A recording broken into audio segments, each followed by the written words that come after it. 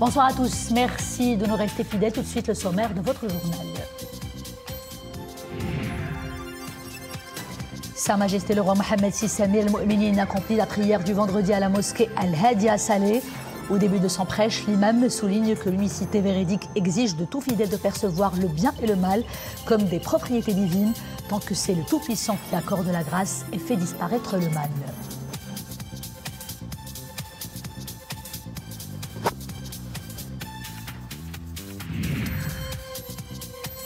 L'annonce de l'organisation du mondial au Maroc, conjointement avec l'Espagne et le Portugal, ravit nos concitoyens dans les 4 coins du royaume.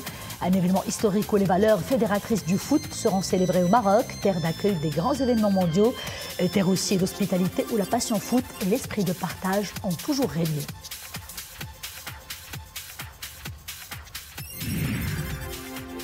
La Coupe du Monde, c'est aussi l'occasion de mettre en valeur le patrimoine culturel du Maroc. Maghribna.org, un site bientôt en ligne pour promouvoir justement l'extrême richesse de l'héritage culturel et civilisationnel du Maroc.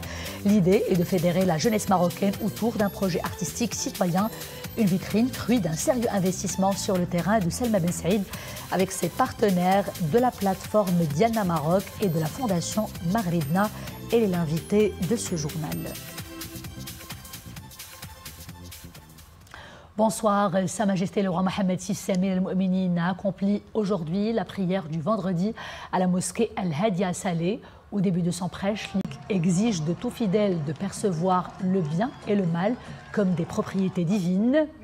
Notre imama suprême en la personne d'Amir al-Mu'minin, que Dieu le préserve, est pour nous tous un modèle de réussite dans la vie d'ici-bas et de récompense dans l'au-delà, a ajouté l'imam dans son prêche. Des signes que les gens ne manquent pas d'apercevoir en toutes circonstances dans les actes d'Amir al-Mu'minin, que Dieu le glorifie. Ces signes révélateurs, a-t-il poursuivi, se manifestent dans l'attachement au Saint-Coran, à la sunna du prophète Sidna Mohammed, prière et salut soit sur lui, et à l'affection vouée aux saints vertueux, ainsi que dans l'inclination à cultiver l'unité, la concorde et la solidarité envers les composantes de la nation. Citant le verset coranique « Et lorsque votre Seigneur proclama « Si vous êtes reconnaissant, très certainement j'augmenterai mes bienfaits pour vous », il a soutenu que cette proclamation divine nous interpelle à ouvrir les yeux pour apprécier à leur juste valeur les différents bienfaits et en rendre grâce au Créateur. Et à la fin de son prêche, l'imam a imploré le Tout-Puissant de glorifier et d'assister et de préserver Sa Majesté le roi Mohammed VI Amir al-Mu'minin, de couronner ses pas de succès et de combler le souverain en les personnes de son Altesse Royale le Prince héritier Moulay Hassan, de son Altesse Royale le Prince Moulay Rachid et de l'ensemble des membres de l'illustre famille royale.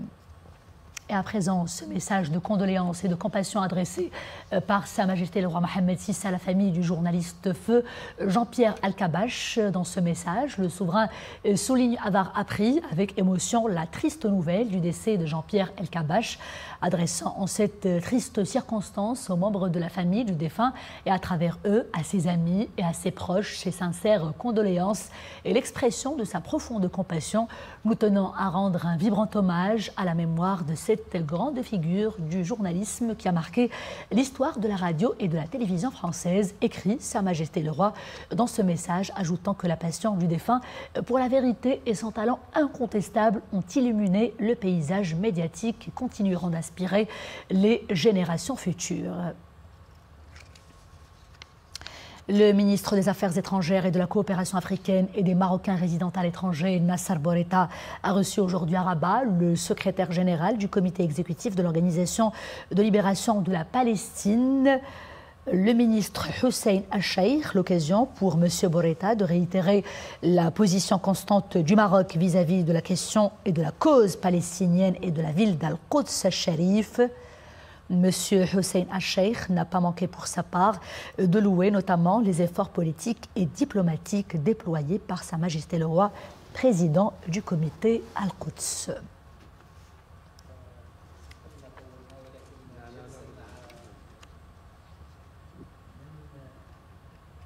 L'opération d'octroi de la première tranche de l'aide mensuelle d'urgence aux sinistrés du séisme d'Al Haouz du 8 septembre a été lancée aujourd'hui, vendredi, au niveau de la préfecture de Marrakech.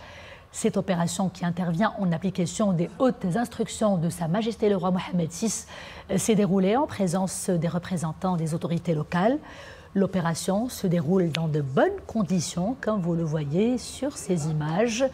Elle se déroule sous de bons auspices dans toutes les zones sinistrées, consistant en l'octroi d'aides d'urgence fixant à un montant de 2500 dirhams par mois pendant une année au profit des familles dont les logements se sont partiellement ou alors totalement effondrés. Cette opération est supervisée par la Caisse nationale de retraite et d'assurance relevant de la CDG, la Caisse de dépôt et de gestion.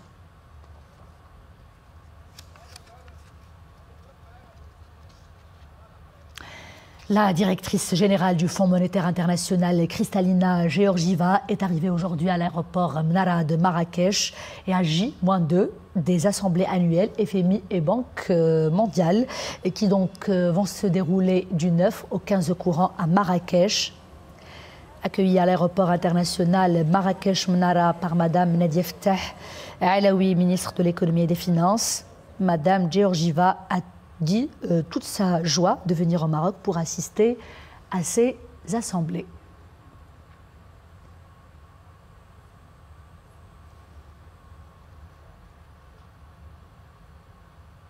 Et je vous propose de l'écouter pour plus de détails. Je suis très heureuse d'être ici, à Marrakech, au Maroc, pour les réunion annuelle de la Banque mondiale et Fonds monétaire international. C'est un pays magnifique.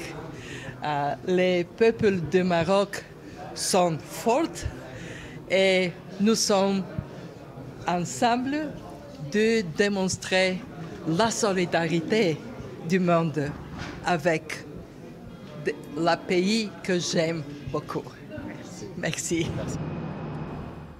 En économie, en finance, en sécurité ou encore en sport, grâce à son emplacement géographique, à sa stabilité, à une réputation aussi internationale remarquable, le Maroc ne cesse d'abriter des événements mondiaux d'envergure. Dernière annonce historique, on date l'attribution de l'organisation du Mondial 2030 conjointement au Maroc avec l'Espagne et le Portugal, les deux voisins ibériques.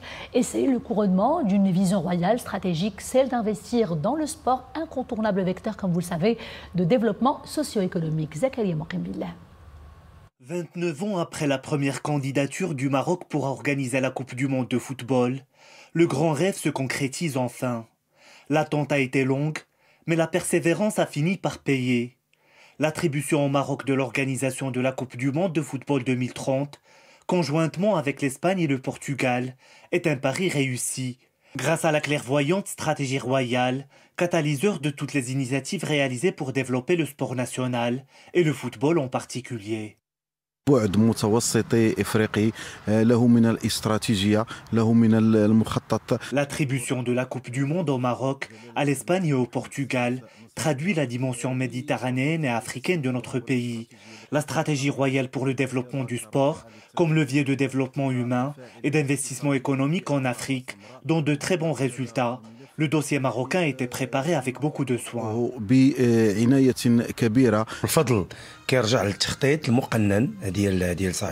Le mérite revient à la stratégie rigoureuse initiée par Sa Majesté le Roi. C'est ce qui a permis au football et au sport national en général d'avoir cet éclat, pas seulement au niveau de l'Afrique, mais aussi au niveau mondial. Ce n'est pas le fruit du hasard, c'est le résultat d'un travail de longue haleine. Les structures sportives se sont multipliées ces dernières années. Citons en exemple l'Académie Mohammed VI de football, établissement phare dédié à l'encadrement des jeunes talents. Le complexe Mohammed VI de football, en plus de l'édification de nouveaux terrains et centres sportifs partout dans le royaume. Ces projets ambitieux ont contribué à rehausser la qualité du sport national et à lui donner un rayonnement régional et international, preuve d'une ambition à long terme qui vise à faire du sport un levier de développement socio-économique. Le royaume dispose d'une infrastructure importante, 45 000 km de routes goudronnées, des voies express qui s'étendent sur 1600 km, 1800 km d'autoroutes. À cela s'ajoutent 39 aéroports, dont 10 internationaux et 38 ports.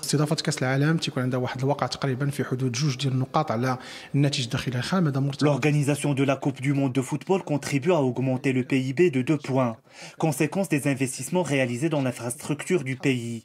L'employabilité augmente également avec les grands projets initiés pour accueillir cet événement grandiose. Il y aura aussi un impact sur le tourisme avec l'affluence d'un nombre important de visiteurs.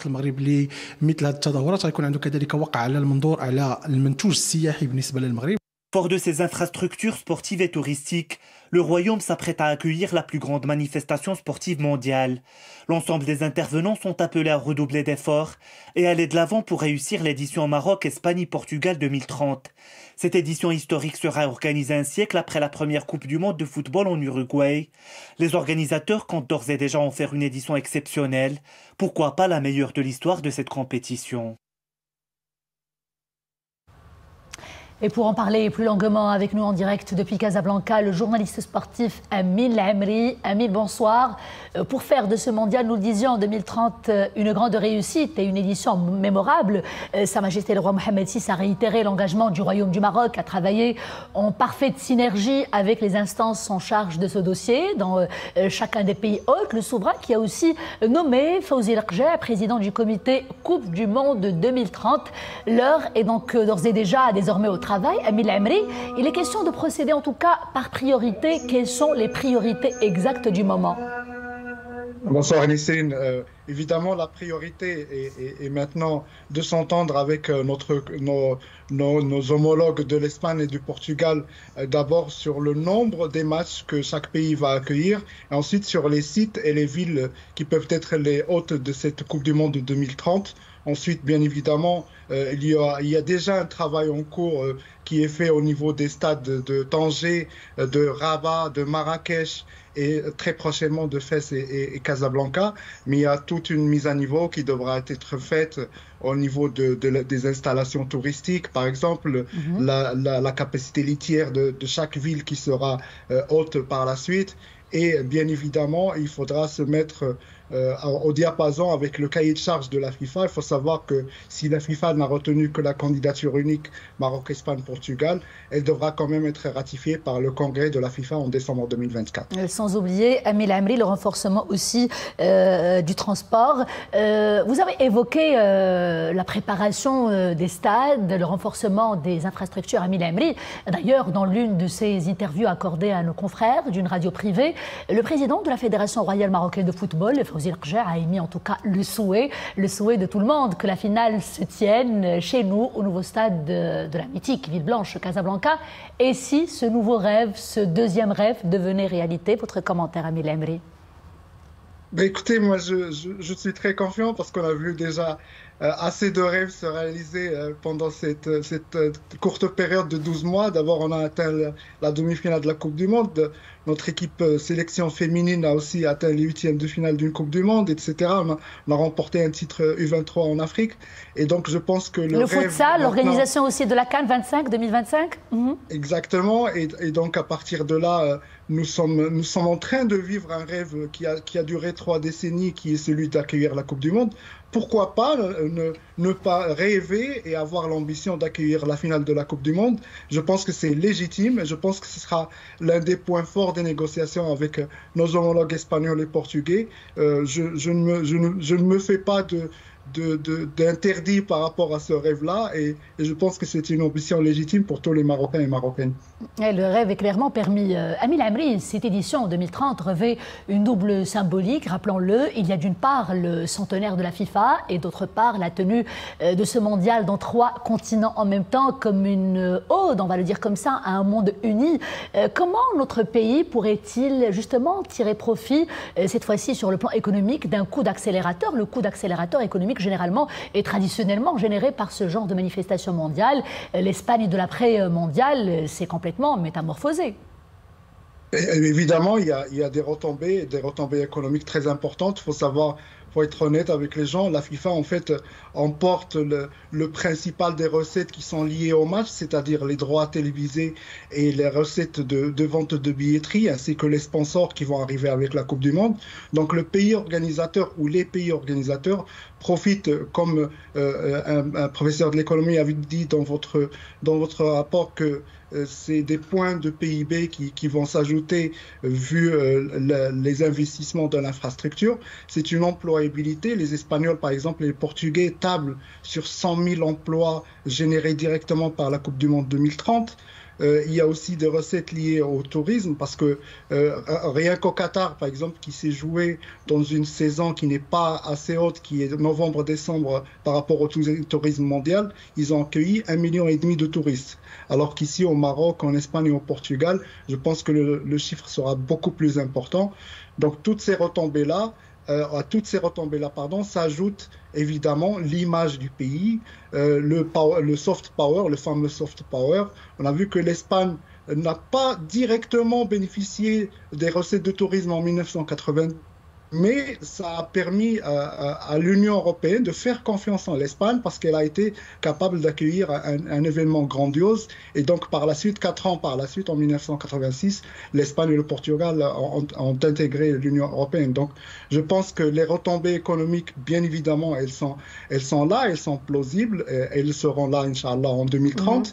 Mais ce sont aussi des retombées de questions d'image du pays et de la confiance des institutions internationales, qu'elles soient sportives ou non. On a vu avec votre sujet sur la Banque mondiale et le FMI qui tiennent leur assemblée générale la semaine prochaine à Marrakech. Et en plus, si on voit sur la carte, il y a le Maroc, l'Espagne et le Portugal. Il y a cette proximité très proche, passez-moi le pléonasme Amil Amri, ce qui encouragerait certainement les touristes à venir visiter ces 3 pays et en même temps participer à cette fête de football. Merci beaucoup Amil Amri, merci pour cet éclairage. Merci.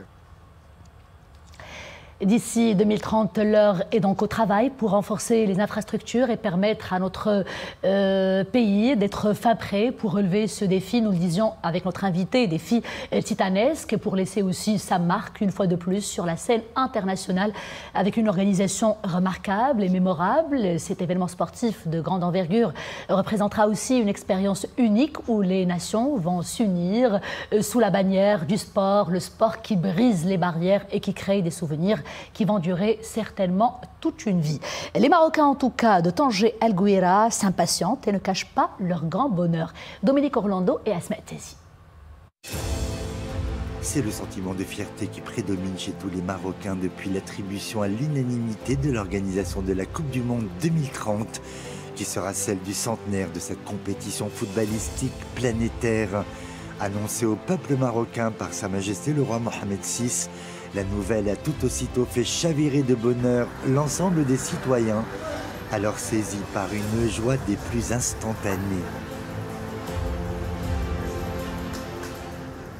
Wallah, là, je suis très contente en tant que Marocaine de pouvoir avoir cette fierté d'organiser la Coupe du Monde de football en 2030 avec l'aide du Portugal et de l'Espagne. Ce sera un très grand événement et j'espère qu'il y aura la même joie de vivre qu'en 2022 pour la Coupe du Monde. Alhamdoulilah, شوف الفرحة ديال ساكنة مدينة العيون بتنظيم المغرب كأس العالم 2030 وهذا جانا. Toute la ville de l'Aïoun est en fête, l'organisation désormais officielle de la Coupe du Monde 2030 au Maroc.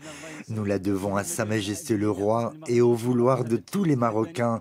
Le Maroc, malgré la douleur et la difficulté du séisme récent, a su redéployer ses ailes comme le phénix et s'envoler vers la réussite. La fierté partagée par l'ensemble des Marocains s'accompagne également du sentiment légitime d'avoir su contribuer collectivement à cette réussite, en tout premier lieu en y croyant, à force de conviction, de travail et de sérieux, ce qui explique aujourd'hui le consentement à l'unanimité des plus hautes instances internationales. La Coupe du Monde est une occasion en or pour faire rayonner l'image d'un Maroc fier de ses racines et de son patrimoine aux nombreuses affluences. L'un des projets qui contribue justement à faire connaître le Royaume du Maroc dans toute sa splendeur, maghribna.org, un site bientôt mis en ligne pour mettre en avant justement la richesse exceptionnelle du patrimoine national et des belles perspectives que cela peut encore ouvrir. L'objectif est en fait de réunir une jeunesse qui a soif de comprendre et d'analyser son histoire, de son patrimoine commun, et cela grâce à l'œil et à la sensibilité de la photographie notamment. L'enjeu est donc social et culturel. Il s'agit de valoriser par l'image, mais aussi par la transmission de l'attachement à notre culture et à notre marocanité. Il s'agit aussi de simuler l'interaction et l'intérêt auprès de la jeunesse marocaine, et cela pour porter ce beau projet. Derrière l'initiative, une fervente défenseur du patrimoine national, Selma Ben Saïd. En tirant parti de ses réalisations passées et en engageant sa jeunesse et Selma Ben Saïd, justement, fondatrice de la plateforme Dialna Maroc et de la fondation Maghribna, est l'invitée de l'escale culturelle de ce vendredi.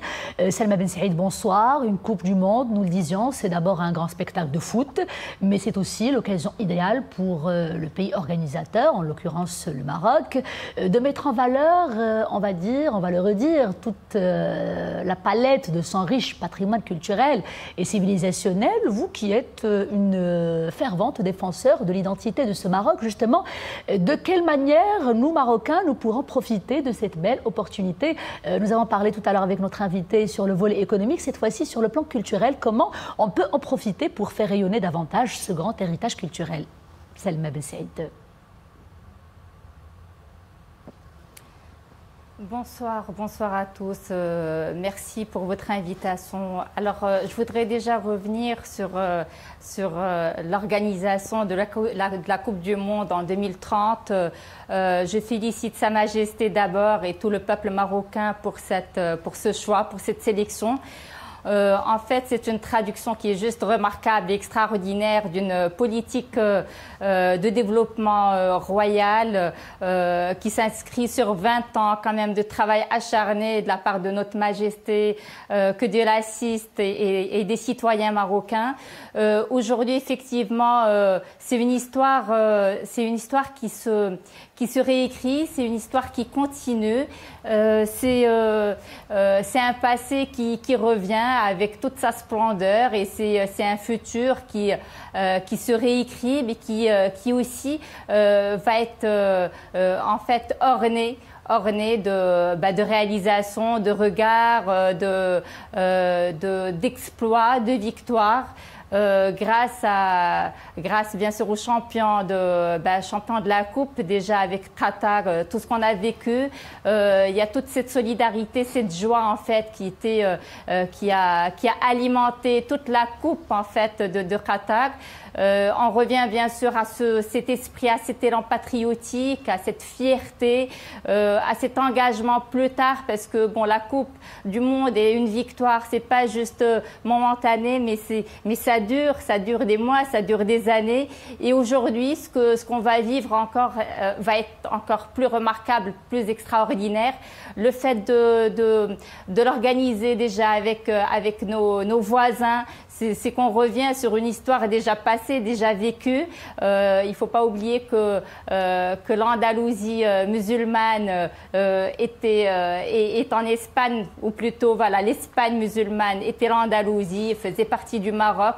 Là aujourd'hui, on retrouve une certaine note ou une marque d'histoire qu'on va revivre autrement. Voilà. Justement, il y a cette continuité, que ce soit par rapport au football. Vous avez bien fait de rappeler cet élan de ce bonheur que nous avons vécu, marocains d'ici et d'ailleurs, pendant la Coupe du Monde. Et même sur le plan culturel, par rapport au travail que vous faites, il y a une certaine continuité. On est dans la modernité, dans le Maroc moderne, qui capitalise aussi, qui ne cesse de promouvoir l'héritage culturel. Selma Ben Saïd, et c'est le cœur de votre travail et de cette initiative.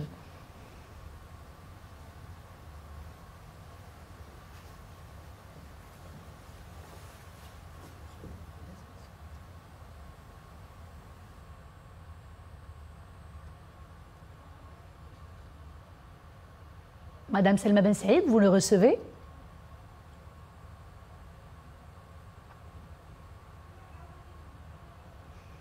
Je peux reprendre ma question, Madame Ben Saïd. Je disais que vous avez bien fait de nous rappeler cette continuité, ce bonheur, cette solidarité qui a alimenté tout le Maroc pendant la Coupe du Monde.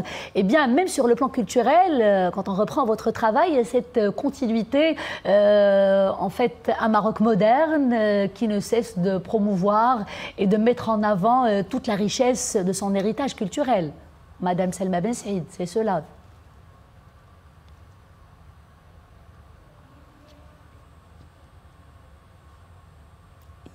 Visiblement, des soucis techniques ne nous permettent plus de continuer l'échange avec Selma Ben Saïd. C'est donc la fin de ce journal. Merci d'avoir été des nôtres. Je vous dis à demain, toujours avec grand plaisir. D'ici là, portez-vous bien.